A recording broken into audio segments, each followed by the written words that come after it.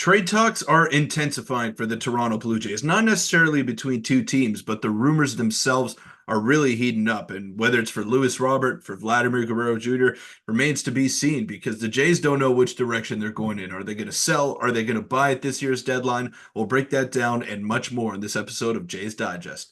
Welcome in, everybody, to this episode of Jays Digest. I'm your host, Peter Vryonis, alongside host Nick Gosse. Big win yesterday by the Blue Jays. They ended up winning that series after a terrible start in game one, where they just could not get anything going offensively. Surprise, surprise. It's been the story of the season. But Nick, they won 2 out of 3 against Oakland. They're on the right track here. They're headed in the right direction.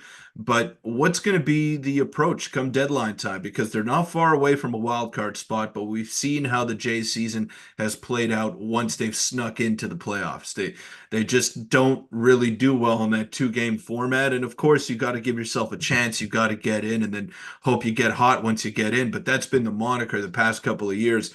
And it hasn't happened for the Blue Jays. So what's going to happen here? Are they going to decide to go in the direction where they don't believe they're good enough and they decide to sell? And that means selling off assets like Vladdy and Bo and Jimmy Garcia, Kikuchi, whoever it may be that can get you a haul back in return. Are the Jays going to decide to go in that direction, or are they going to try to add to this current group of players, which they might want to do? But some rumors are coming out, Nick, that maybe that's not possible if the Jays want to add Luis Robert because the White Sox are really asking for a lot in that package. Yeah, a couple of big reports coming out over the past couple of days. One about Robert, one about a team pursuing Vladimir Guerrero Jr. Before we do, a quick reminder to hit the subscribe button. But Peter, let's just dive right into it. Let's not waste any more time. So this report dropped yesterday from Bob Nightingale, so take it with a little bit of a grain of salt. But he said the Cubs have privately discussed the possibility of pursuing Vladimir Guerrero Jr. ahead of the trade deadline, per Bob Nightingale. And he basically went on to say, quote, the rival executives believe that if the Blue Jays don't turn it around and are unable to sign Vladdy and Bo, they will be open to moving them. And that was kind of known info over the past week or two. But then it says the Cubs have privately discussed the possibility of trying to acquire Guerrero at the deadline. And I mean, it makes perfect sense for the Cubs. The Cubs are struggling right now, but I don't know. It's going to be very interesting. This could be a very interesting fit for the Chicago Cubs. But Peter, the Jays are playing well right now, and they've won a bunch. They've made up a ton of ground in the wild card race, and now only 2 games back. So what are they going to do going forward is the big question. Yeah. But I don't think they're going to trade Vladdy personally either way. I think Bo is a much more likely option to go, but Vladdy's been carrying the Jays over the past 15 games, and he's the reason they went from 4.5 or 5.5 games out now just to 2 games out of a wild card spot and only 1 game back of 500. And if we know this front office, if they're close to a playoff race and a playoff run, they're definitely not going to sell their best player. But it's interesting, though, that the Cubs are pursuing Vladdy. I just don't think Vladdy's going to go. He's been very good this season. He's having his best season since 2021. Yeah, well, I mean, for whatever reason, Major League Baseball is super wide open this year. There's been a lot of teams Teams are that have terrible. underperformed. Yeah, a lot of teams are terrible. I believe the number is 10 teams with a 500 or better record, which is nuts. And keep in mind, 12 teams make the playoffs.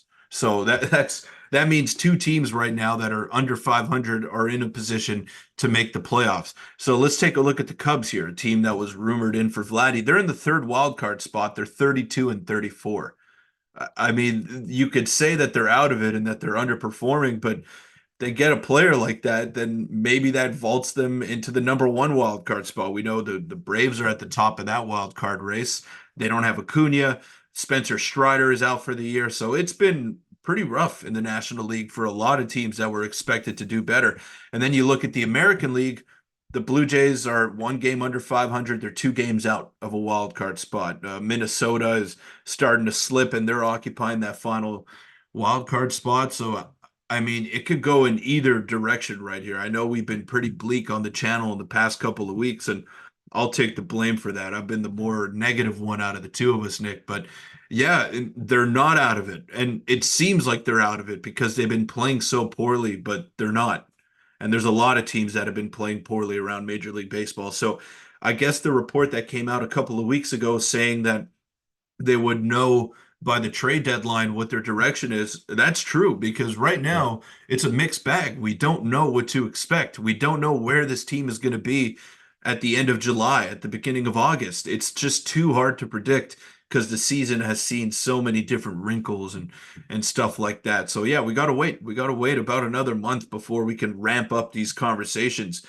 But they can go in one way or the other. And right now, your guess is as good as mine as to what direction they're headed in. Yeah, and again, I think that they're going to keep Vladdy either way, but it's definitely a intriguing report to discuss. And it seems like the Cubs are after every J star. We've heard reports from about Bo Bichette in the past, now Vladimir Guerrero Jr. But something lost in the shuffle so far this season is what you just mentioned, how bad teams around baseball have been. Like, offense is completely down. The Jays, we've been bleak, rightfully so, but they're one of the better teams in not one of the better teams in the AL East, but they've been very, very good so far. So I think there's a big chance that they could go on a bit of a winning streak. We've seen how good they were against the Orioles. We've seen how good they were for the past couple weeks. Will they be able to keep that going? I don't know. But if they are able to keep it going, then the Jays are in a better spot than a lot may think. And Peter, you mentioned the Cubs record.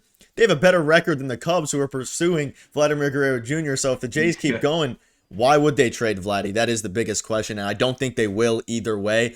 But you said it.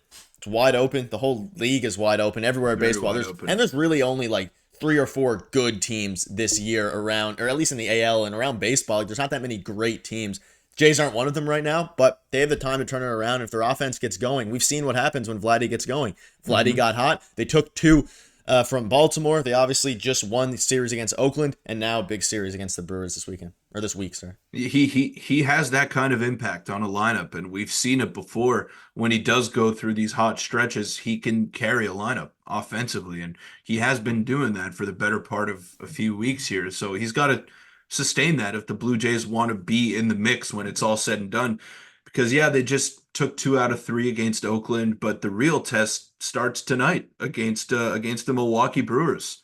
That's a team that's in first place, and they're 11 games over 500. You're playing the Brewers, you're playing the Guardians twice this month, another first place team, the Red Sox, who are right in front of you in the AL East standings. So you're going to have some tough matchups, and then the Yankees to finish off the month. So it's going to be tough for the Blue Jays. This is not an easy schedule, and we had a video on it a couple of weeks ago or a week ago saying how this would be a crucial portion of their season to determining a lot of how they approach the deadline, of where they are in the playoff race.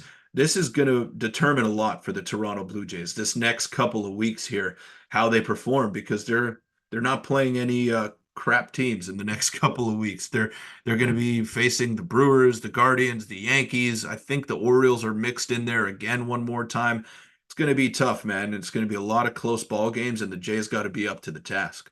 And they're off to a decent start in the month. Like, not the best start. You obviously would have wanted to Not sweep bad. the Athletics, but like we mentioned, bouncing back. And one thing I do, obviously, these are Vladdy stats, having a very, very good year.